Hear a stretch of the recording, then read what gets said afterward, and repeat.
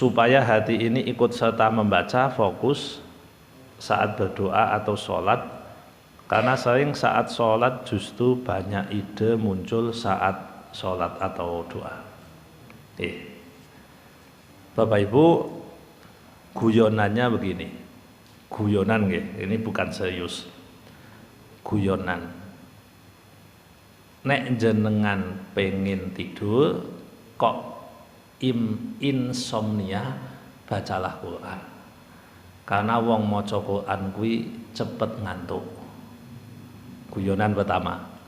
Guyonan kedua, nek jenengan pengen goleki sing barang ilang, salat to. Mergo nek salat niku ternyata bisa fokus ke yang bukan salat. Jadi sing jenengan fokus sadurunge malah kelingan kuncine, oh iya kontake isih cemantel, ngono malah kelingan nek pas sholat. Nah ini kayaknya pertanyaannya kan kaitannya dengan itu. Kalau kita sholat kita punya ide, kalau kita sholat kita punya gagasan, apa-apa yang lupa menjadi ingat. Nah Bapak Ibu, itu indikator setane masuk. Jadi indikasi bahwa setan masuk ke dalam diri kita. Kalau modelnya seperti yang dideskripsikan dalam pertanyaan ini, ikhtiar apa yang bisa kita lakukan? Nah, para ulama memberikan beberapa tips kepada kita. Ini dijalani secara perlahan, insya Allah kalau yakin, kalau serius, banyak berkurangnya. Walaupun kalau 100% tidak bisa, karena kita manusia biasa. Tetapi paling tidak ada pengulangan yang sistematis dan pada akhirnya akan terjadi pengulangan signifikan. Yang pertama Bapak Ibu, sebelum sholat mulai sejak wudhu jenengan harus berlatih bahwa jenengan mau menghadap panggilan. Jadi jenengan berlatih merasa, memposisikan kolbu, memposisikan hati bahwa jenengan mau menghadap kepada Allah. Anggap wae jenengan ke dikei undangan. Anindi Pak nekani undangan. Loh, lah kok di masjid? Lah nggih undangane Gusti Allah. Adzan kan undangan. Allahu Akbar, Allahu Akbar. Jenenge adzan. Adzan itu maknanya apa? Undangan atau pengumuman. Pengumuman ngundang hayya 'alas shalah. Yo do salat yo. Ngoten gampangane. Nek di bahasa Jawa ki kan ngoten. Ayo do salat. Ayo do salat. Jawabannya mengko. Nah, ya memang begitu. Jadi dipanggil. Muadzin itu kan tukang memanggil, tukang ngajak undangan. Jadi sejak awal kita niati memenuhi undangan. Nah jenengan nek diundang niku kan asal jenengan tahu siapa yang mengundang, jenengan tahu bagaimana bersikap. Wingi do ansal undangan yang ngene mantune Pak Jokowi bener. Mboten umpamane entuk jenengan piye? Ya mesti siap-siap toh. Ya mesti klambine didandakke sik to ya. Dandake sik. Terus leh ngoco ya dosa anto. Wis pas po urung Pak iki Pak. Engko nek ning kono ngisini-sini lah Pak. Kan ngono kan? Karena apa? Kita mau diundang orang yang dianggap penting. Dianggap penting. Nah, itu namanya persiapan. Persiapan menghadapi undangan. Dulu itu ada seorang ulama, cucunya Rasulullah. Beliau itu ketika wudhu disalami. Assalamualaikum, tidak jawab. Lalu habis sholat beliau menanyakan, tadi yang salam sama saya siapa ya? Saya. Oh, waalaikumsalam. Mohon maaf telat jawabnya ya Mas ya. Lha enten apa Pak Yai? Jawabannya, aku kayak konsentrasi memenuhi undangan. Jadi aku belum iso jawab salammu, tak tunda saiki. Itu waktu beliau wudu. Itu yang pertama. Berarti mempersiapkan hatinya dulu. Kondisi psikis bahwa dia mau menghadap. Yang kedua, kita itu kan sholat sunnah qobliyah. Sholat sunnah qobliyah itu anggap saja gladi resik. Nek upacara kan ono gladi resike. Nggih. Jadi gladi resik apa? Meh ngadep sing diadepi. Ben mengko leh ngadepi tenanan. Jadi di sini sebenarnya hati kita sudah dipersiapkan sejak awal. Permasalahan yang sering muncul ini karena kula jenengan kedadaan. Langsung wae menganggap bahwa itu hal yang sepele. Itu saja masalahnya. Nganggep nek kuwi sepele. Karena itu sepele, maka kita jadinya tidak fokus. Tidak fokus Bapak Ibu. Orang kalau mau sirkus, latihannya suwi. Begitu sirkus, ya wis wayahe dia fokus hanya pada yang dituju.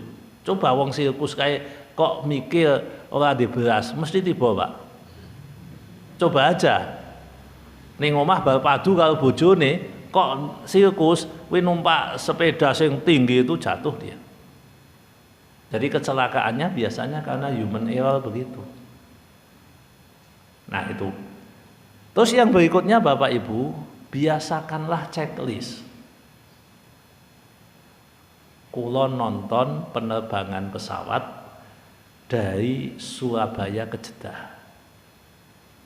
Jadi mulai dari persiapan sampai ke Jeddah. Pilote 1, kopilot 1 sing nyuting siji.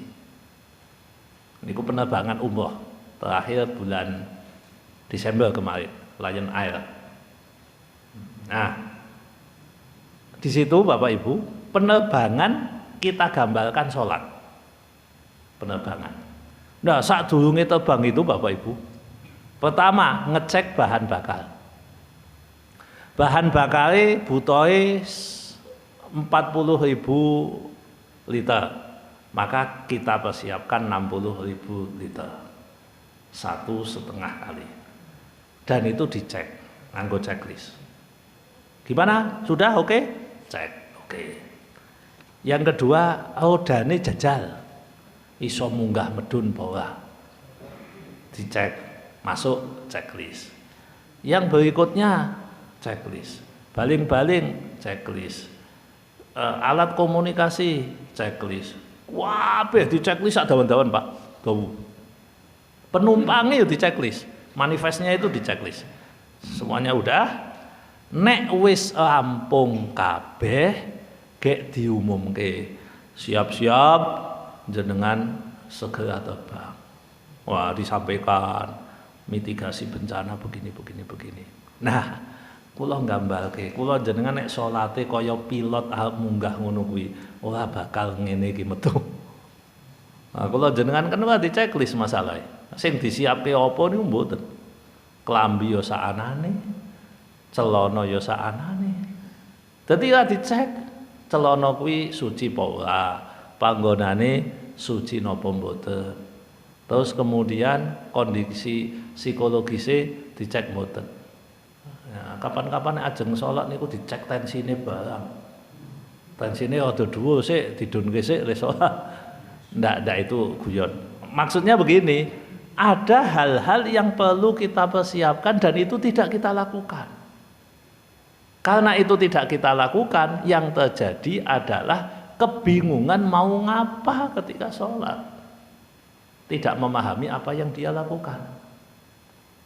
Kan kadang sederhana, kita itu hanya perlu memahami apa yang kita lakukan. Loh Pak, niku kan bahasa Arab. Allahu Akbar. Kula kan mboten hafal. Bacaane kula kan ora ngerti. Kula kan ora mudeng artine. Memahami tidak harus mengartikan. Tidak harus mengartikan. Memahami dalam konteks sholat itu cukup memahami Anda di hadapan siapa, itu aja.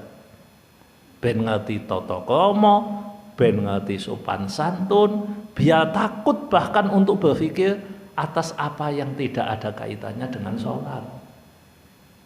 Karena dimulai dari kita merasa memahami bahwa kita itu menghadap siapa. Mulane ning ngene Quran iku dingendikake wa innaha lakabiratun illa alal khashi'in. Dan sesungguhnya sholat atau sabar dan sholat atau dua-duanya sungguh berat kecuali bagi orang yang khusyuk. Siapa khusyuk itu? Dijelaskan itu dalam Quran surat Al-Baqarah, alladzina yadhunnuna annahum mulaqu rabbihim wa annahum ilaihi raji'un. Orang-orang yang khusyuk, dan khusyuk itu kontra dari apa yang diceritakan di sini. Nek khusyuk mboten bakal ngene iki. Ora bakal kelingan sing ora kudu kelingan. Kelingane sing kudu kelingan. Orang yang yadhunnuna yakin ketemu dengan Allah dalam sholatnya.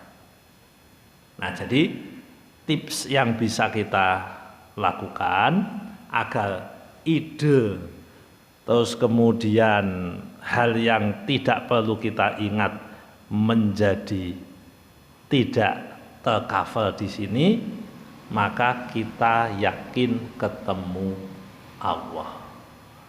Sudah sangat cukup itu untuk menghilangkan pertanyaan ini. Masalahnya itu teori Bapak Ibu. Leh mrakteke kudu sangka sekedhik alon-alon. Nggih, alon-alon. Kata Bruce Lee untuk bisa memahami jurus itu paling tidak latihan 10.000 kali jurus itu. Jadi mending belajar satu jurus 10.000 kali daripada belajar 10.000 jurus satu kali. Kan wae iso. Nah, gitu, jenengan latihan 10.000 jurus pisan-pisan. Pisan kan wae iso. Makanya perlu pengulangan. Inilah yang sering saya sampaikan, istiqomah. Latihannya rasa hakeh-hakeh tapi istiqomah atau masuk ini. Jadi lebih baik satu hal dilakukan berulang daripada banyak hal dilakukan sekali-kali. Kan wong Jawa kan ono pesta tipis rata, sithik-sithik dilakoni kabeh tapi ora mancep kabeh. Kan mending setunggal tapi tenanan. Nah, ngoten ingkang pertama.